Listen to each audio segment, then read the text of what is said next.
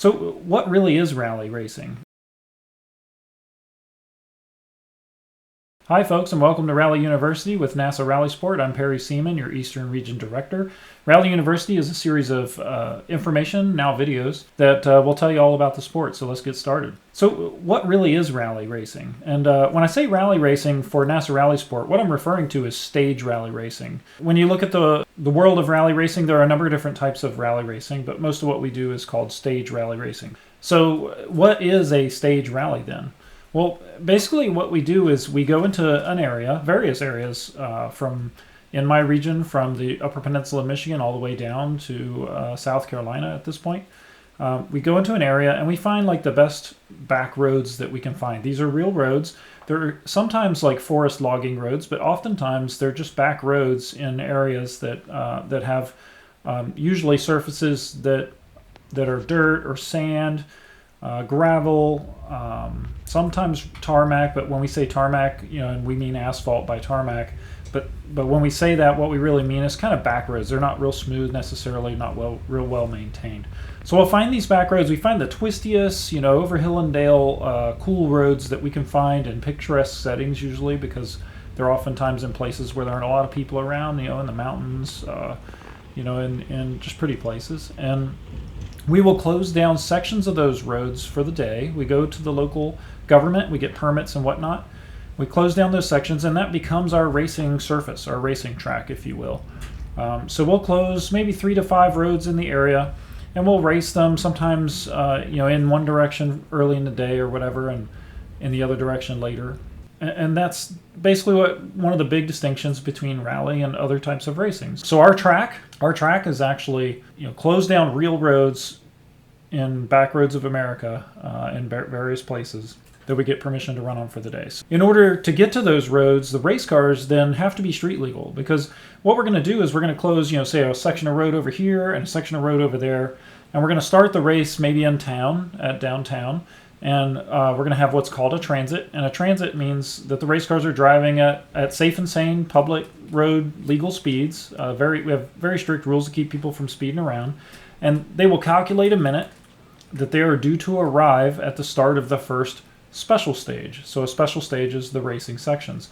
So they'll drive a predetermined route that we give them. And they'll, we give them plenty of time. And they'll arrive and they'll wait at the entrance a bit. And then they'll check in on their minute. So they get scored on these precision transit sections as well as the racing part. The next section will be, one of the roads that we closed for the day. So that road, they will race as fast as they can. If you know your rally history, this comes from time, speed, distance rally, except the racing sections basically have a target time of 0. So the faster you go, the less penalty you get. That's not really the case in stage rally anymore. Basically what you're doing is racing an accumulated time for all the racing sections throughout the day and getting penalized if you show up at the wrong times for the precision part. So we'll start the rally in, say, downtown, little town America. We'll transit a designated route with a street legal race car. We'll get to the start of the first special stage. We'll check in there through some processes that we teach in our novice competitor orientation. We have volunteers stationed there and whatnot. We'll have that road, we'll have permission from the government, so we'll close that road. We'll have an ambulance sitting there typically at the start. We'll have a number of volunteers manning road closures. We'll have banner tape, danger tape and stuff up at all these intersections. We may have some spectator points. We'll have a lot of ham radio volunteers who will come out and run like start and finish and spectator areas or key places on the road. So our race cars will come, they'll check in, and then they'll get released into that racing stage 1 minute apart, typically. They left the start in downtown 1 minute apart. They did their transit about 1 minute apart. When they arrive, they check in on their minute, which will be 1 minute apart. Then they'll start the racing section, if everything's going on time, a few minutes later. They'll race as fast as they can through the section.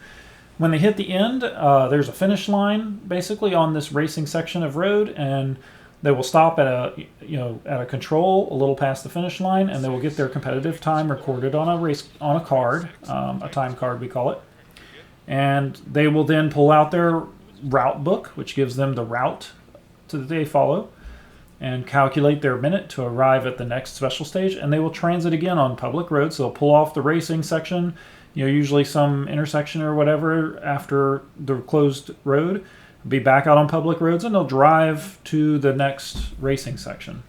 After 2 or 3 racing sections for the day, they will go back to what we call service.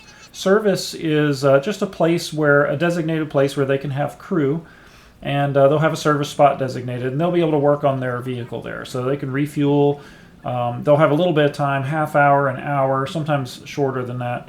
Sometimes as little as like 10 or 15 minutes. But they can fuel, they can fix things on the car, whatever.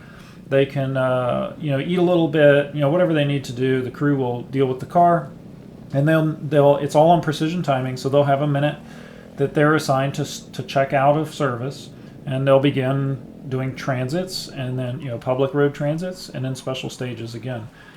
Race 2 or 3 more, go back, oftentimes for another service. Race 2 or 3 more, hit the finish, and end at some central location typically where the after party is. So that's how the event runs in a nutshell. So what does this mean? Well, it means that we don't race on tracks. So instead of when you road race or other types of racing, you might see the same corner 1,000 times. They say in rally you see 1,000 corners one time. So when you run a road, in one direction and you run it the other direction, it might as well be an entirely different road as far as racing goes. So you don't get time to familiarize yourself much with the course. That's a little more advanced rally topic in that sometimes at rally you get to go through and write notes for what the road looks like a few days ahead, and sometimes we will give you what's called Gemba notes, which is a set of pre-made notes for the day. So because you're driving the car on a road that you really don't know, you have a co-driver in the car, and what does the co-driver do? So the co-driver will read a set of notes that has a shorthand notation that tells the driver or gives the driver a mental picture of what the road looks like ahead before that driver, he or she, can see the road. And small crest, 250. 4 left, very long. 120, repeat, 4 left. Very long, 120. Crest, 70. The driver also generally is responsible for keeping track of time to keep you in the right place, the right places at the right times, so that you don't get penalized on your transits, or so you don't leave service late, something like that. And also the co-driver typically will take care of the route book. So they'll manage all the paper. So when you're in the car, you'll have a couple of different documents. You'll have a route book that tells you, turn left at this stop, turn right at that stop kind of directions to get from place to place. And then you'll have perhaps a set of pace notes or stage notes or safety notes, depending on what they are, which for the racing sections will have more detail so that you can build that mental image and drive safer at a brisk pace and maybe be a little faster. So what does this mean for rally? It means we shut down, we have to work a lot with the local communities. It brings a lot of economic impact into communities that don't have larger facilities like racetracks. So if you look at, big racetracks or road courses or drag strips or any of, circle tracks, any of these kind of things, there's a lot of money a lot of economic opportunity that comes through that facility.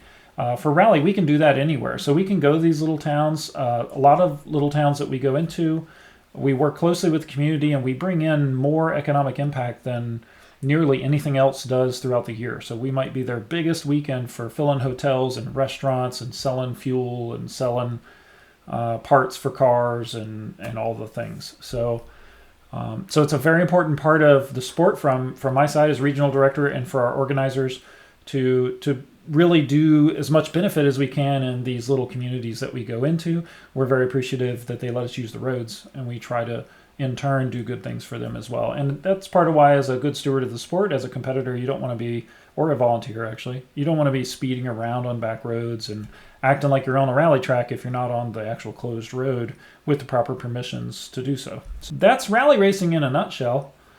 We're going to have a series of these Rally University videos. I'll keep explaining various topics. If you have topics, drop them in the comments below.